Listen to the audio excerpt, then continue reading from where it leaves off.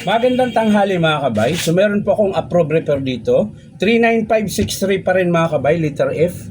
Ang model ito mga kabay, dito 503 to. So ang papalitan dito mga kabay, ayan, spindle and gear, ayan. Buo po yan. Tapos brush holder, lever, ayan po. Tsaka yung kanyang piston, ayan, at o-ring. So yun po yung papalitan natin dito sa rotary hammer na DeWalt dito 503 to. So tara mga kabay, samahan nyo po ako. So yun mga kabay, nakalas ko na yung screw. Unahin muna natin ang kabit yung kanyang brush holder. Ayan.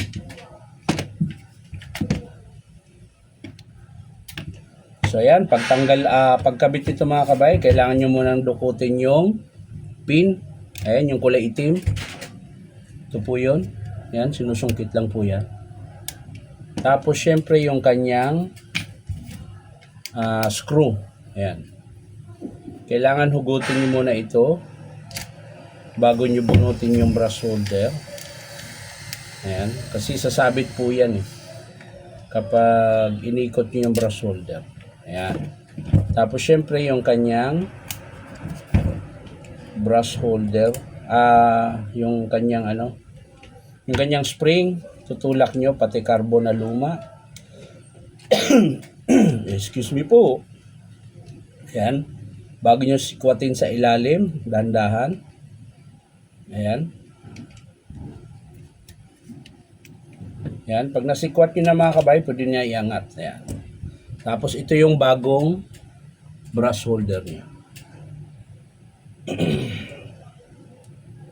So katulad pa rin ng dati mga kabay, kapag baliktad yung kabit nyo, ikutin nyo lang yung brush holder, gagana na po yan. So yan, testing muna natin. So ito baliktad to mga kabay, dahil ayaw niyang sumagad. Ayan. Ayan. Ayan, lagpas, baliktad. Ayan. So pag ganyan mga kabay, angat nyo lang siya ulit, sikwatin nyo lang. Ayan. Tapos, ikutin nyo po yung brush holder. Yan, ikot lang. Yan, tapos, diin nyo ulit. Yan, kapag i-select natin ulit, yan, sagad na siya mga kabay. Yan. So, ganun lang po yung tatandaan nyo mga kabay. Kapag hindi sumagad yung brush holder, isa lang ibig sabihin yan mga kabay, baliktad yung pagkakakabit. So, iikutin mo lang siya para magtugma siya doon sa kanyang pihitan. Ayan. So, higpitan lang natin tong mga kabay. Yung kanyang screw. Ayan. Tapos, balik natin yung tinanggal natin kanina na pin. Ayan, nakatusok po yan dyan sa may butas. Kita nyo yung butas yan. Kabila, dalawa po yan. Ayan, dyan po yan tinutusok. Lock. Ayan, tapos rubber. So, pwede nyo na ibalik sa kanyang handle. Ayan. Tapos syempre ayusin natin yung wire na hindi siya maipit, hindi buhol-buhol. Ayan. Pagkatapos yan ay ating i-screw na mga kabay. Ayan. So higpitan ko lang ito mga kabay. So mga kabay, nahigpitan na natin yung screw. So ang sunod natin tanggalin yung front housing. Dahil magpapalit po tayo ng piston, spindle, lever, tsaka o-ring. So tara mga kabay. So yan mga kabay, nakalas na natin yung screw. So pipihitin na natin yung lever niya. Ayan, gamit lang kayo ng pliers kapag matigas. Ayan. Pagtanggal nito mga kabay, ganun pa rin. Yung arrow dapat itong arrow na yun dapat nakatutok dun bago nyo bunutin. So ikutin nyo yan ng pliers mga kabay, pag ganyan. Ayan. Kapag tumapat na siya dyan, pwede nyo alug-alugin hanggang sa umangat. Ayan. So ito yung luma mga kabay. Yan. Tapos, ikakabit natin yung spindle. So, kailangan nating baklasin yung front housing. Dahan-dahanin nyo lang mga kabay para hindi makalas yung kanyang casting or bearing housing para hindi na lumaki pa yung trabaho mo. Yan. So, yan. Angat mo lang konti-konti. So, yan na. Yan.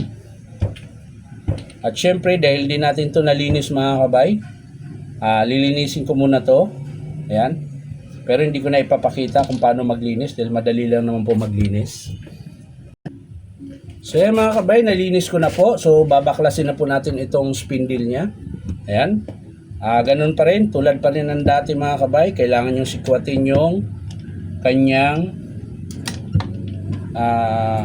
lock, ayan, or ring. Ayan, gamit lang kayo ng flat o kaya kahit matulis basta maliit. Matulis basta maliit.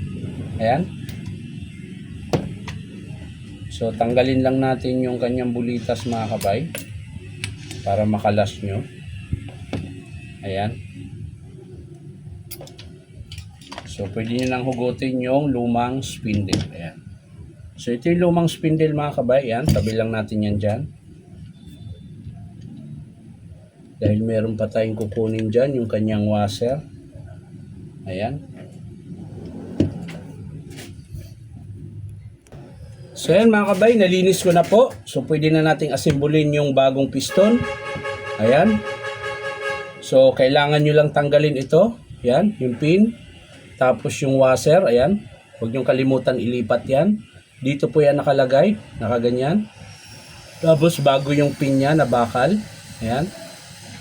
Tapos dito yan sa piston, connecting rod, ayan, nakatusok po yung ganyan. Yan po yung forma niya, ayan. Tapos pag kinabit mo yan dito sa bearing housing niya, ayan. Lalagay mo lang yan. Yung dalawang maiksi na tornilyo, yan, screw. Dito yan sa tainga ng intershaft. Yun yung maglalak mga kabay. Yan. So, ganun po ang forma ng dalawang screw. Yan. Bakit dumidilim? Ha? Bakit? Yan. So, ayan na po mga kabay. So, ilalagay na natin ito.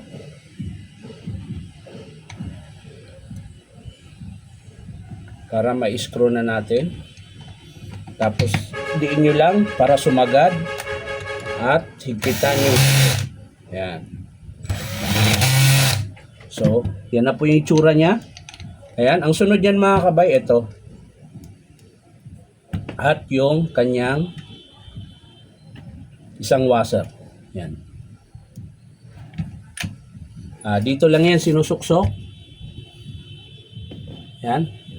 Dumilim na naman. Ano ba nangyari din eh? Yan, kailangan yata may plus. So yan, lalagay na natin ito. Bago yan, yung spring muna. Ito yung spring mga kabay, kapag kinabit nyo ay paganyan. Ayan. Lagay nyo lang yung spring. Tapos tulak nyo doon. O yan na po yung forma niya. Ayan. Tapos pag inilagay mo yan mga kabay, dito po yan. Ayan, kasama po yung kanyang washer. Tapos ikot-ikot nyo lang para lumapat. Ayan. So yun na po yung forma niya. Ayan. Tapos ang sunod niyan mga kabay, yung bearing bash niya. Ayan. Ito yung lock. Yan yung maglalak dito sa spindle para hindi siya gagalaw. Tapos, lagay nyo yung tatlong screw. Ayan. Tapos, higpitan nyo. Ayan. At syempre, itong washer, huwag kalimutan. Dito po yan nakalagay. O pwede nyo ring ilagay sa spindle para diretso na. Ayan, nakaganyan. Yan, pero yan, lalagyan muna natin ng grasa. Yan, lagay na natin yung pinion niya. Yung washer, saan yung washer? May washer yan, nawawala ang washer mga kabay. So yan mga kabay, ito yung washer na hanap ko. Maliit na washer, ayan. Bilog po yan, dito po yan sa ibabaw ng intershaft, ayan. Ayan. Tapos, lagyan na natin ng grasa syempre. Lalagyan na natin siya ng grasa. Dahil tinanggal natin yung lumang grasa. So, kailangan natin balikan. Ayan. Para mamaya pag ikot niya ay ayan. So, pwede na yung mga kabay. Ganyan kadami. Tapos lagay na natin yung intershaft. Piston ba? Nandito na. Hindi pa, muntikan na. Muntikan na makalimutan yung piston. Yan, di pa natin napalitan ng o-ring. So yan mga kabay, napalitan natin ng o-ring. So pwede na ito ilagay dito sa kanyang piston. Tapos intershaft.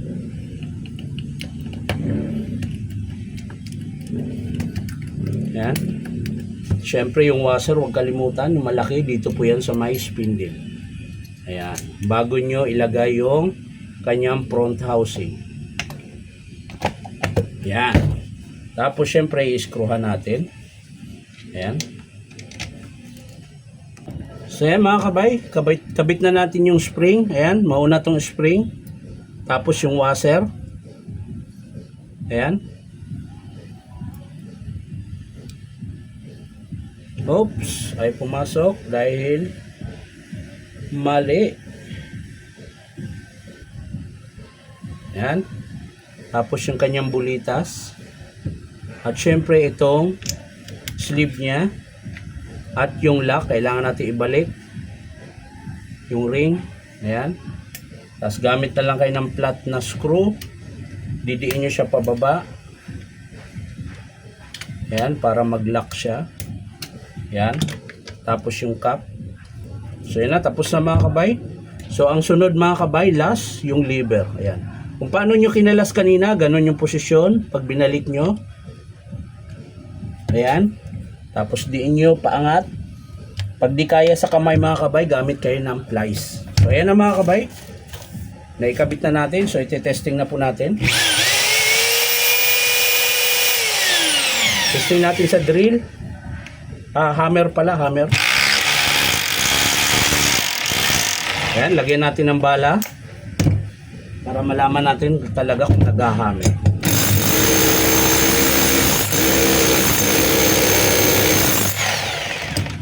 Lipat natin sa drill. Reverse. Forward.